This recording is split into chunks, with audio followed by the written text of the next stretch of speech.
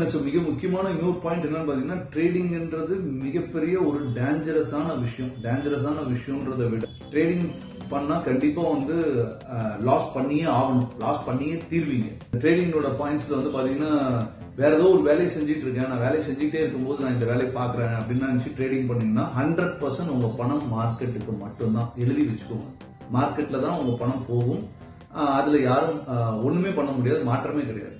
அதே இந்த விஷயத்த நான் முறைப்படி செய்யணும், இல்லாட்டி நான் எப்படி அதை பண்ண முடியும், ஓவர் கம் பண்ண முடியும். நிறைய பேரோட கொஸ்டின் அதுவா தான் இருக்கும். இவ்வளவு தூரம் தெளிவா பேசுறீங்கல்ல, சொல்லுங்க என்ன பண்ணணும், என்ன எப்படி பண்ண முடியும்ன்ற கேள்வி இருக்கு அப்படின்னா, அதை பத்தின இன்ஃபர்மேஷன் கண்டிப்பா என்னுடைய நெக்ஸ்ட் வீடியோல நான் உங்களுக்கு பிரசன்ட் பண்றேன். இது சேம் என்னுடைய ப்ரீவியஸ் நான் இதுக்கு முன்னாடி கொடுத்திருந்த என்னென்ன இன்ஃபர்மேஷன்ஸ் நான் கொடுத்துருக்கணும் என்னோட சேனல்ல, அதை பார்த்தீங்கன்னாலும் உங்களுக்கான கிளியரான இமேஜ், கிளியரான ஒரு பிக்சர் கிடைக்கும். நம்ம என்ன எதை நோக்கி போகணும், நம்மளுக்கு ட்ரேடிங்க்கும் நம்மளுக்கும் என்ன மாதிரியான ட்ரேடிங் பண்ணணும்னா என்ன மாதிரியான குவாலிட்டி வேணும் ஒருத்தருக்கு. ஒரு நார்மலா ஒருத்தருக்கு இந்த மாதிரி ஹியூமன்னா ஒரு குவாலிட்டி இருக்க மாதிரி ட்ரேடருக்கு என்னென்ன குவாலிட்டி வேணும்ன்றது எல்லாமே உங்களுக்கு தெரிய வரும். கண்டிப்பா என்னோட நெக்ஸ்ட் இதை பாருங்க. அதுலயும் நான் இன்னும் நான் இப்போ பேசியிருக்கிறதுக்கு உண்டான தகவல் எல்லாமே உங்களுக்கு நான் கொடுக்க பார்க்குறேன். Thank you, all the best.